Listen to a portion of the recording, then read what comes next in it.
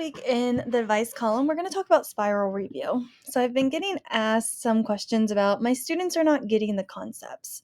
And one way to fix this is by using spiral review. It's okay if students don't get it the first time, but throughout the year, by providing them this spiral review, students will be able to grasp harder and they'll master concepts because they'll see it all of the time with that repetition. So here are a couple different ideas.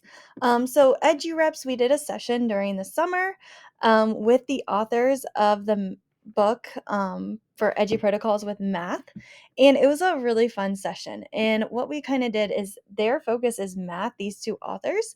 But what we did, because we had Megan and Ashley who have a different perspective, and myself, we were able to go in and we did some math. We were able to go in and we were able to do different examples with SEL. We were able to do some spiral review with science. So if you go back and you go into this slide deck, there are so many resources, and then you have to scroll down until you get to slide 9. And here are all of the different examples. So if you're interested in seeing some spiral review or math reps or edu reps, go to this session and there are some templates on how you could use this idea in your classroom. So again, here were just some ideas on using every day, just the 3 types of energy, having students go over that every single day until it gets into their mind and it becomes embedded. So here was another one. And again, you could kind of use some of these different templates to help your students with some of those reps that need to get ingrained in their mind. Also with this EduReps, if you watch the video, we talk about math reps. And on the website, if you go to mathreps.com, Lisa and Jeremiah, they created this website where it has all kinds of an example. So if you go to math reps on Jamboard, you can see here K to 2, 3 to 5, 6 to 8, and they already have these created. So you'll go to your grade band, and if you look down here, they're working to expand these out. So like if you teach second grade, here's a collection on 1. You'll make a copy of the collection, and then your math reps are there for you to practice every single day. And I think as you practice this and get really good at this, you can start to differentiate with these edu reps. I might assign fractions to one group of students, and another group of students, maybe they're working on like volume or something like that, and that's where they're struggling on their iReady diagnostic. I can take these math reps and I could assign them based on the student's needs. So again, here are just some skills that the students might be working on, and you can just kind of see here how they are reviewing every single day a ton of standards, so that way they're becoming more proficient at these activities. The next one is 8 parts, which is similar to EduReps, but this is for writing. And so right here, you could have students create a 3-word title, and then they would write verbs, adverbs, and they're practicing their grammar. So you could put a funny picture up here of something that might be happening, and down here in the speaker notes, this PowerPoint has lots of fun pictures. So you could grab some of these photos and add them onto your 8 parts. Maybe you don't want to do a photo. You could link an article or something for the students to read, and then they are going through and they're writing a summary about what they just read.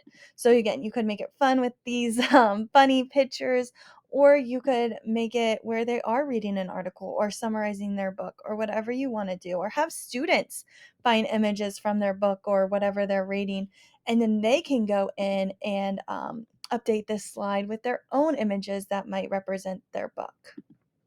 The next idea is thin slides.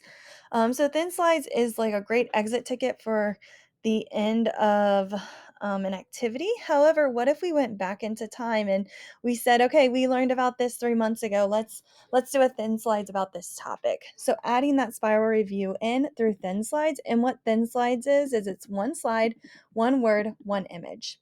Students put their name in the speaker notes. Everybody is on the same slide deck usually. And then they get 5 seconds to share. So they have 5 minutes to create their fun little thin slide. So again, one word, one image, and then they could talk about it. So this would be a really good social studies example. Maybe you talk about the American Revolution, but you talked about it back in September. And so bringing that back up in December can really help your students with that spacing and some of that retrieval practice that they need to do. And then maybe you do that for a week and see what the students come up with.